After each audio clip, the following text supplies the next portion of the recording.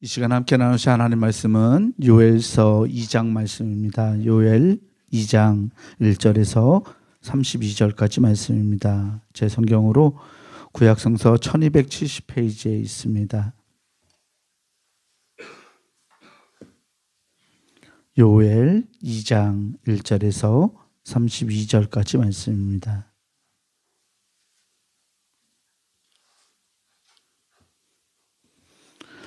말씀 제가 한 절 여러분들한테 나누어서 교독하겠습니다.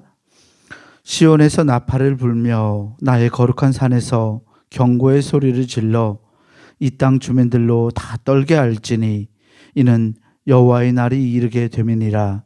이제 임박하였으니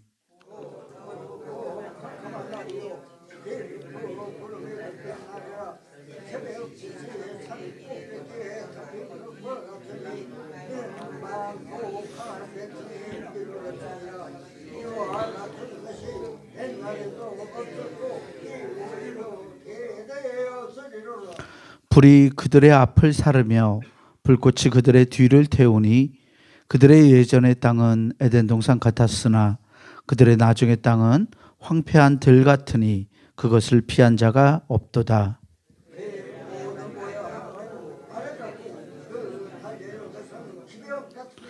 그들이 산 꼭대기에서 뛰는 소리는 병거 소리와도 같고 불꽃이 건물을 사르는 소리와도 같으며 강한 군사가 줄을 버리고 싸우는 것 같으니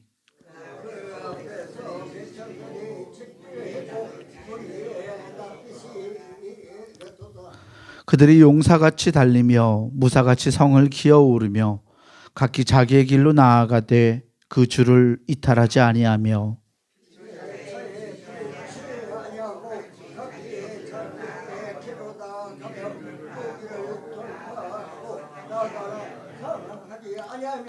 성중에 뛰어들어가며 성 위에 달리며 집에 기어오르며 도둑같이 창으로 들어가니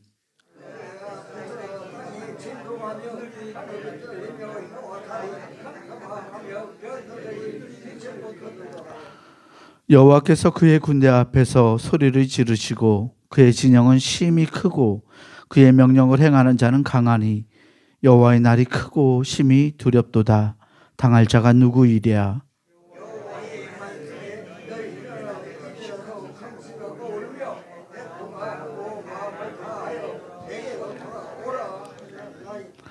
너희는 옷을 찢지 말고 마음을 찢고 너희 하나님 여호와께로 돌아올지어다.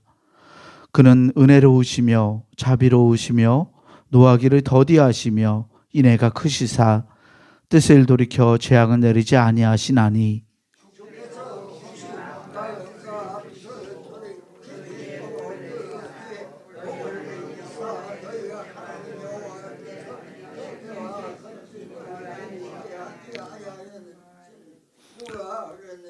너희는 시온에서 나팔을 불어 거룩한 금식일을 정하고 성회를 소집하라.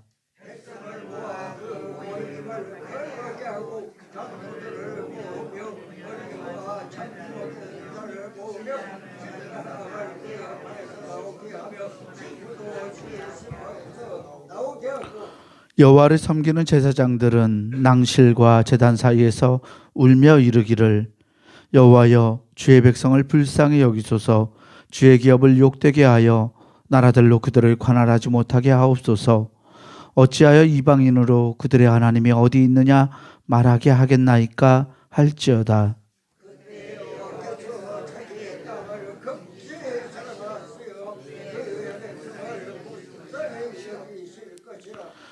여호와께서 그들에게 응답하여 이르시기를 내가 너희에게 곡식과 새 포도주와 기름을 주리니 너희가 이로 말미암아 흡족하리라. 내가 다시는 너희가 나라들 가운데에서 욕을 당하지 않게 할 것이며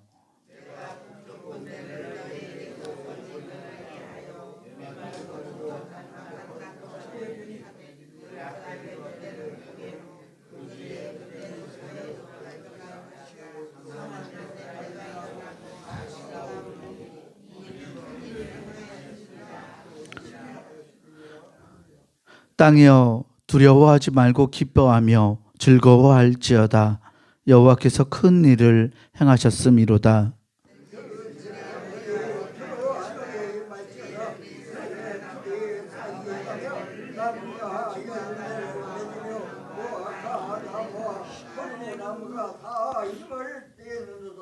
시온의 자녀들아 너희는 너희 하나님 여호와로 말미암아 기뻐하며 즐거워할지어다.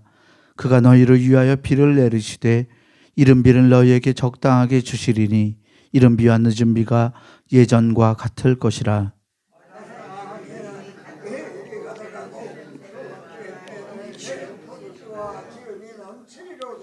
내가 전에 너희에게 보낸 큰 군대 곧 메뚜기와 느치와 황충과 팥중이가 먹은 횟수대로 너희에게 갚아주리니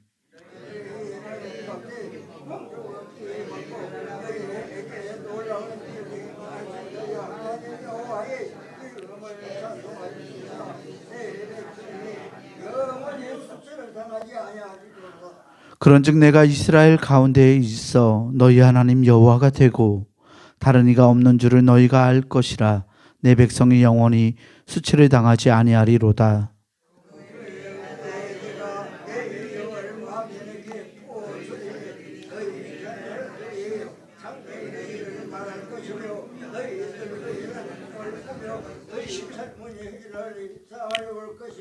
그때 내가 또 내 영을 남종과 여종에게 부어줄 것이며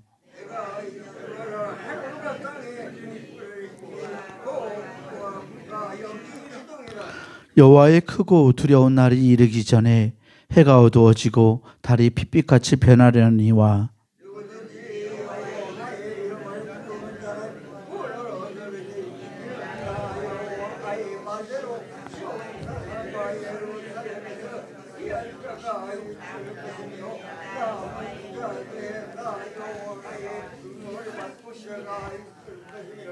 아멘. 주님이 주시는 은혜와 평강이 오늘 새벽 하나님께 나아가는 우리 모두에게 함께하기를 주의 이름으로 축원합니다. 요엘서 2장 말씀을 읽었어요. 1장에서 메뚜기 재앙이라고 부를 수 있는 메뚜기 떼가 사람들의 삶을 급습하는 그러한 모습을 보여주었는데 이 메뚜기 떼의 모습을 가지고 이제 선지자는 하나님의 날, 여호와의 날을 그리고 그 환상을 선포하고 있어요. 당시 사람들에게 있어서 이 메뚜기 떼는 굉장히 두려운 존재였어요. 왜냐하면 사람의 힘으로 막을 수 없었던 것이기 때문에 그래요. 오늘날도 뭐 그러할 수 있지만 이 메뚜기 떼가 이 중동 지역에서 출몰해서 이집트 남쪽에서부터 올라와서 이렇게 아라비아 반도로 이렇게 진군해 갈 때는 주변에 있는 모든 것들을 갉아먹어요. 이 고대 사회의 농경 사회였잖아요. 농사를 짓고 농사 짓는 이 농사는 항상 하늘의 은혜, 그러니까 자연에게 기댈 수밖에 없었던 삶이었어요. 오늘날이라면 뭐 간척 사업을 해서 땅도 일구고 또 물도 끌어올 수 있고 뭐 여러 가지 기술을 사용했겠지만 고대 사람들에게 농사는 전적으로 하늘의 뜻에 달린 거였어요. 그런데 이렇게 메뚜기 떼가 출몰하고 나면 1년 동안 농사를 열심히 준비하고 지었던 모든 노력이 수포로 돌아가곤 했습니다. 요엘 선지자가 이 하나님의 날을 이 메뚜기 떼가 막 이렇게 진군해 오는 것에 비하는 것은 그만큼 그 고대 사람들에게는 그것이 두려웠기 때문일 것입니다. 사람의 힘으로 도저히 막아낼 수 없는 것, 우리가 우리의 모든 기술과 능력과 우리의 지혜를 짜내도 이겨낼 수 없는 그것을 메뚜기 재앙이라고 생각했고, 하나님의 날이 이르게 되면 마치 이 메뚜기 떼가 진격해 오는 것처럼 그렇게 두려움이 우리 가운데 임하게 될 거라고, 그렇게 우리 힘으로 당해낼 수 없는 어떤 무섭고 극히 두렵고 이 어려운 상황들이, 파멸의 상황이 우리에게 임하게 될 거라고 선언하고 있습니다. 그래서 그날이 임하게 되면 시온에서 나팔을 불고 거룩한 산에서 경고의 소리를 질러라라고 말하고 있어요. 2절에서도 그날은 어둡고 캄캄한 날이라고 말합니다. 메뚜기 떼가 이렇게 진격해 올 때는 그 떼들이 지상에서부터 어느 정도 높이까지 쭉 이어서 이렇게 온다고 그래요. 그래서 메뚜기 떼가 덮으면 마치 구름이 낀 것처럼 하늘이 온전히 메뚜기 떼로 덮여가는 그러한 상황을 보여주고 있는데, 메뚜기 떼가 진격하면서 하늘을 덮어서 해를 가리는 것처럼 하나님의 날이 되면 그렇게 어두움과 그런 어두움이 우리에게 임하게 될 거라고 말하고 있어요. 3절에서부터 9절까지는 모두 그렇게 메뚜기 떼가 진격하는 비유를 통해서 하나님의 날을 묘사하고 있습니다. 오늘날 사람들이라면 더 다른 비유들을 생각했겠죠. 우리가 생각하고 우리가 상상할 수 있는 무서움, 핵폭탄이라든지 더 큰 인공적인 재해들도 이야기할 수 있을 거예요.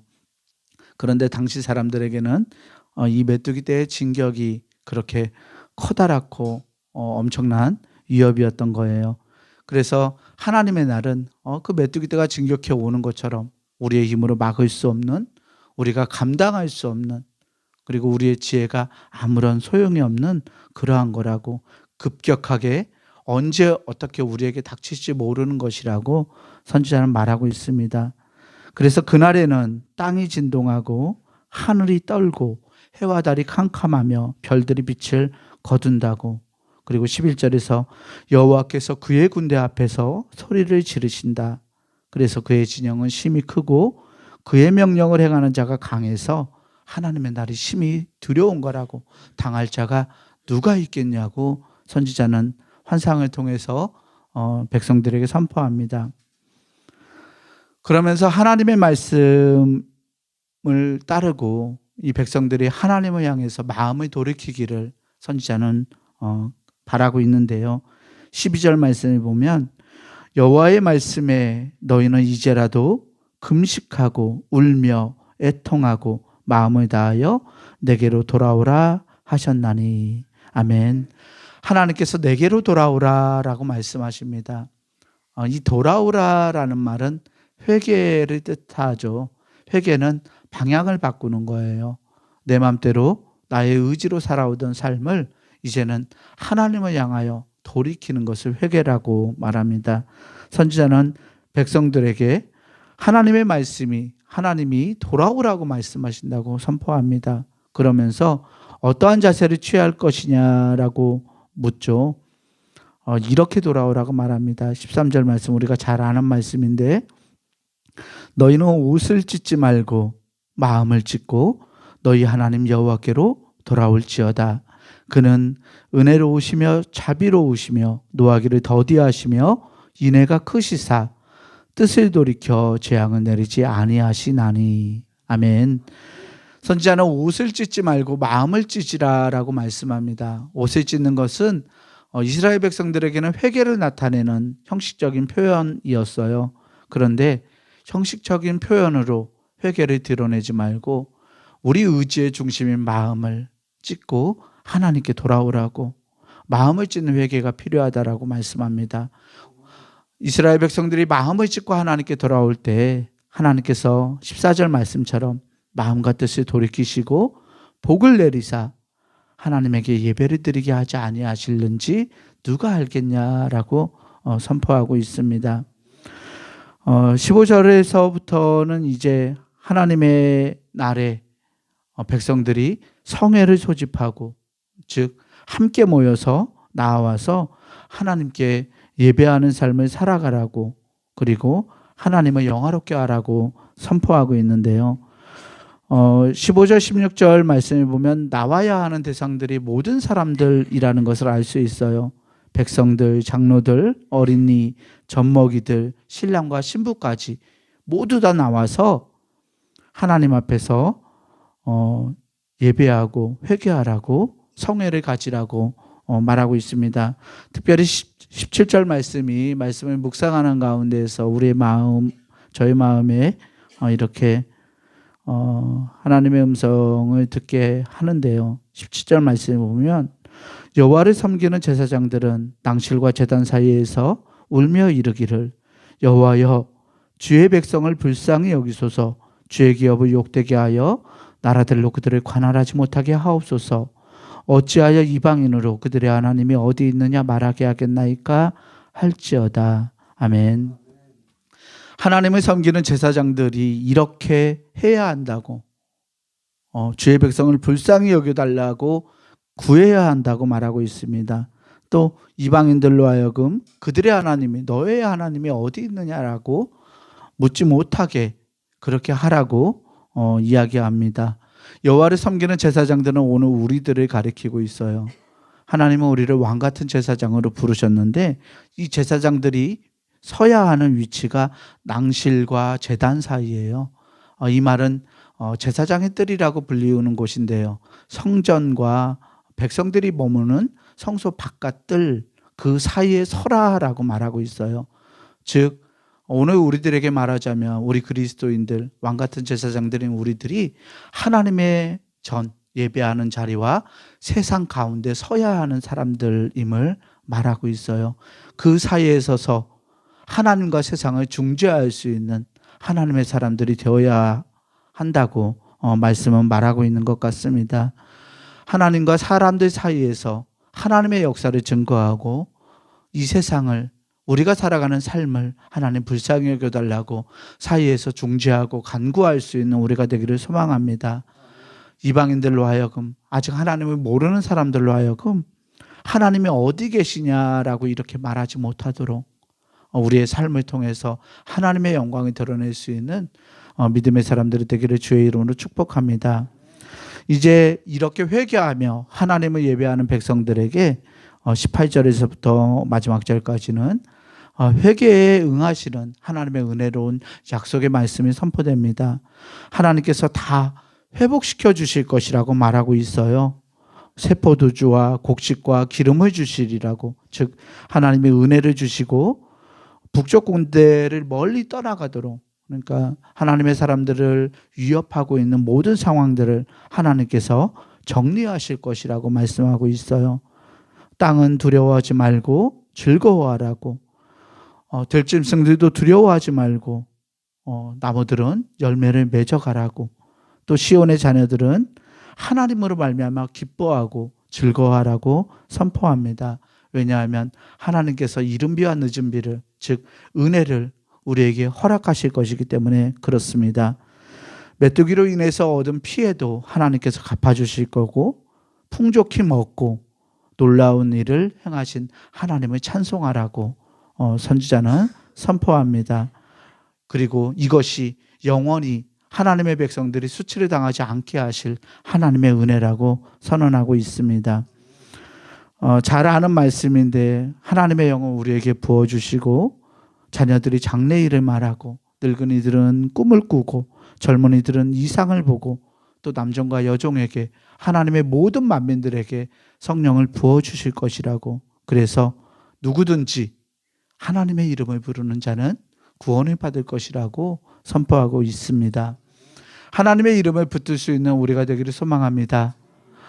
주님의 이름을 부르고 주님의 구원을 확신하고 주님이 부어주시는 그 놀라운 은혜 가운데 거함으로 인해서 하나님을 찬송하며 날마다 주의 은혜를 기뻐하고 즐거워할 수 있는 우리 모두가 되기를 주의 이름으로 간절히 축원합니다. 기도하겠습니다.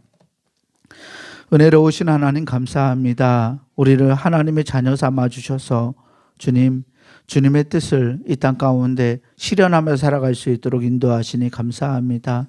하나님, 우리가 우리의 형식적인 회개가 아니라 마음을 찢고 하나님께 돌아갈 수 있기를 소망합니다. 우리 삶의 방향을 하나님을 향하여 전환할 수 있는 놀라운 은혜가 있게 하시고, 주님을 바라보며 주님이 베풀어 주시는 모든 것을 통해서 하나님을 영화롭게 할 수 있는 우리가 될 수 있도록 하나님 우리를 인도하여 주시옵소서. 왕같은 제사장들인 우리가 세상과 하나님 사이의 선자임을 기억합니다. 하나님이 주시는 은혜를 세상에 전하는 자로 우리가 살아갈 수 있도록 인도하시고, 우리 한 사람 한 사람이 은혜의 통로요 하나님의 살아계심을 증거할 수 있는 위대한 증인으로 설 수 있도록 하나님 우리의 삶을 축복하시고 능력과 은혜를 우리에게 허락하여 주시옵소서. 주님 안에서 주님의 이름을 부르며 주님의 영으로 충만해서 날마다 하나님을 찬송하고 기뻐하고 즐거워할 수 있는 우리의 삶이 되길 원하오니 하나님, 오늘 살아가는 우리의 삶이 하나님의 영광을 세상에 드러내는 삶이 되게 하시고 주님을 찬송할 수 있는 복된 은혜의 삶이 될 수 있도록 우리를 주장하여 주시옵소서. 오늘도 주님께 마음을 다해 드린 귀한 예물이 있습니다. 하나님, 이 예물 가운데 담긴 기도의 제목과 마음의 소원 가운데 선하게 응답하여 주시사 하나님의 선하심을 발견하고 누리고 그 선하심으로 인해 기뻐하고 찬송할 수 있는 복된 삶 되도록 하나님 축복하여 주시옵소서. 성지순례 중이신 우리 담임 목사님 여정과 모든 일정 가운데서 하나님의 은혜를 베풀어 주셔서 더 많은 하나님의 은혜를 체험하고 돌아올 수 있는 복된 여행이 될 수 있도록 인도하여 주시옵소서. 모든 것을 주님께 감사드리오며 우리 구주 예수 그리스도 이름으로 간절히 기도하옵나이다. 아멘. 하늘에 계신 우리 아버지여, 이름이 거룩히 여김을 받으시오며 나라가 임하시오며 뜻이 하늘에서 이루어진 것 같이 땅에서도 이루어지이다. 오늘 우리에게 일용할 양식을 주시옵고 우리가 우리에게 죄 지은 자를 사하여 준 것 같이 우리 죄를 사하여 주시옵고 우리를 시험에 들게 하지 마시옵고 다만 악에서 구하시옵소서. 나라와 권세와 영광이 아버지께 영원히 있사옵나이다. 아멘.